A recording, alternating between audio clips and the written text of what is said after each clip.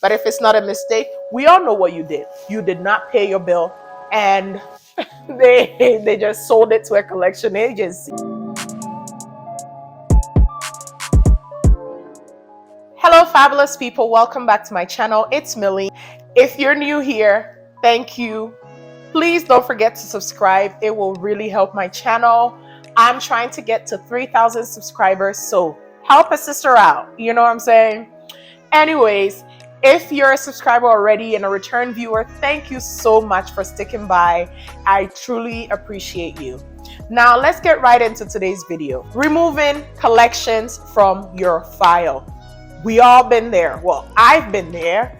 If you're here, you're probably there right now, or you've been there. If you've seen any of my previous videos on credit, I talked about how I was irresponsible with my credit. And in being irresponsible, I ended up messing up my credit. So at one point, my credit score was 430 points. I'm gonna tell you what you can do to get your collections removed step by step without having to pay for them. There are instances where a collection file can be on your account and you're not the owner of it. So how do you find out? You have to pull your credit. Now, pulling your credit, I know there are a lot of platforms that you can get free credit scores, like going on Credit Karma or Borrowwell. They're really good platforms if your credit is already good and you want to monitor your credit. That's mostly what it's good for, because it doesn't have details of what you have on your credit. Sometimes it will, but they could be missing some information. So the best way to check your credit is to pull all the credit bureau's reports. If you're in the US, you will have to pull Equifax, TransUnion, and Experian. If you're in Canada, you pull TransUnion and Equifax. You have to pull both credit scores in order to know what is on your file. The reason why you need to do that is because the information on one credit file will not be the same on the other credit file. So now that is out of the way. You've pulled your credit report and you've seen that I have 4 collections on my file. How did I get here? We don't care how you got there. We all know what you did or what you didn't do. Maybe it's a mistake, but if it's not a mistake, we all know what you did. You did not pay your bill, and they just sold it to a collection agency. When the collection agencies call you, one thing you should never do is to claim the file. All I'm saying is, if the collection agency calls you, and they do call, they be calling. They can call you 5 times, 10 times a day. They will be calling. Once they call and you pick up the phone, because sometimes they call private or they call with a number that you're thinking maybe it could be an important call, you pick up, and once you figure out that it's a collections agency, you need to let them know that they got the wrong number or you're not available. And then you hang up. But never say, yes, I am the one, and never answer to, yes, that file is mine, or give them. And usually what they will do is they will ask you to verify your date of birth and all these information, personal information. So if you verify all those information, that means you're claiming the file, and you should never do that. So now you have the report in front of you and you see that you have 5 or 6 or 7 collections on your account. What you're gonna do is you're gonna dispute all of them. Now, in order to dispute, you will need a dispute letter. To get a dispute letter, there are a lot of templates that are online, and that's where I got my template from. I went on Google, I typed in dispute letter, and I had a whole bunch of them that came up. Now, how would you know that you have the correct dispute letter or a proper dispute letter?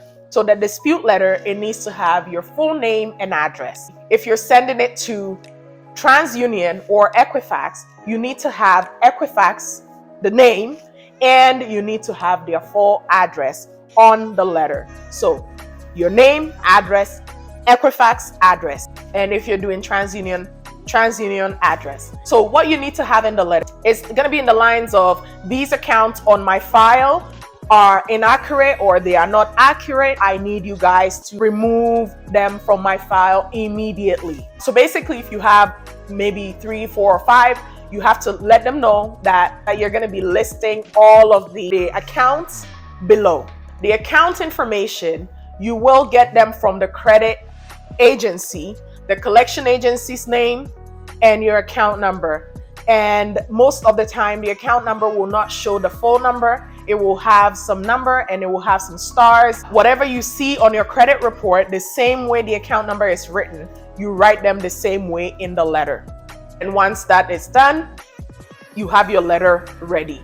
Now, you're not going to send just the letter. There's going to be another form that you're going to attach to the letter to send.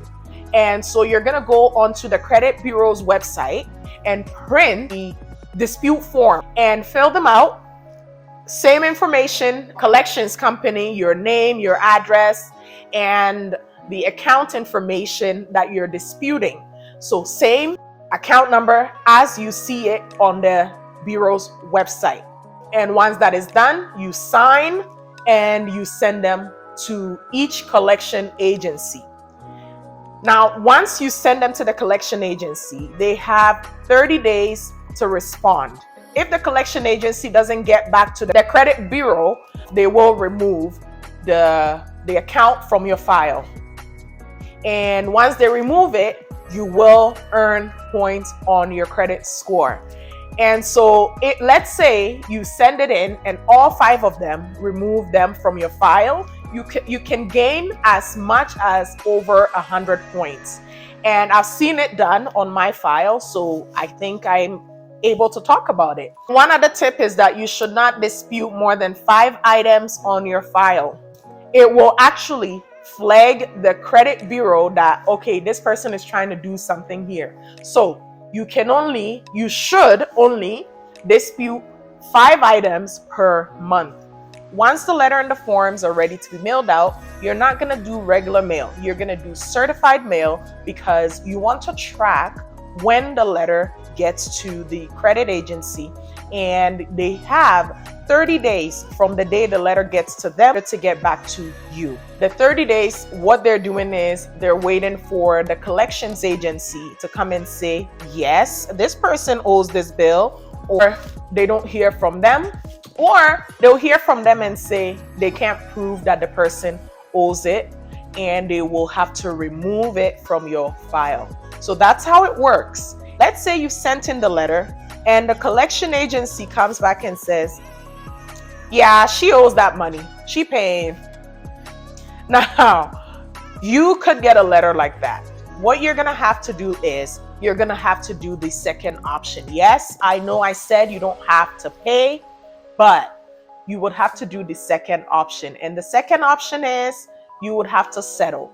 Now, settling a collections, meaning you're not going to, let's say you owe $1,000, you're not going to pay the full $1,000. You're going to tell the agency that you can only afford $400, $500, or $300.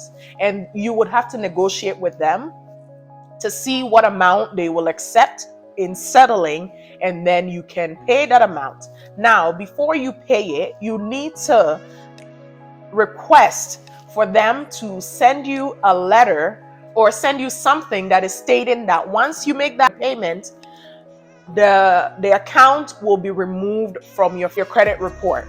Once you get that, you send in your payment or you make your payment.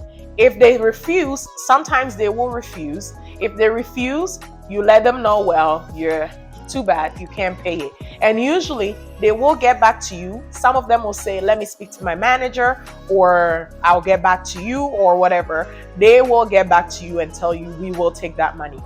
So that's how you get your collections to be removed from your file. Now, if you make the payment to collections and you don't request for them to remove it, what it does is it resets the time that you have for it to fall off your credit. So in most provinces or states, you have 7 years. So if you owe money to let's say a company or a collections company, it usually falls off after 7 years. I've seen people that say that theirs stayed on their file until 10 years before it came off. will say paid, but it will stay on your file. And when you go to the bank to borrow money, they will see that you had some collections on your file. And that does not look good. Even though it's paid, it doesn't look good. So you have to make sure that you're getting your collections agency to agree to remove it from your file. Now, that's it for today's video. If you've done this before and it helped you, let me know in the comment section below. If you're gonna follow the tips that I shared, let me know in the comment section below. And I hope this answered what you're looking for, because if you clicked on this video, you were looking for some answers, and I hope this video helped you. Thank you so much for watching. Please don't forget to subscribe, and I'll see you in my next video. Thank you. Have a good day.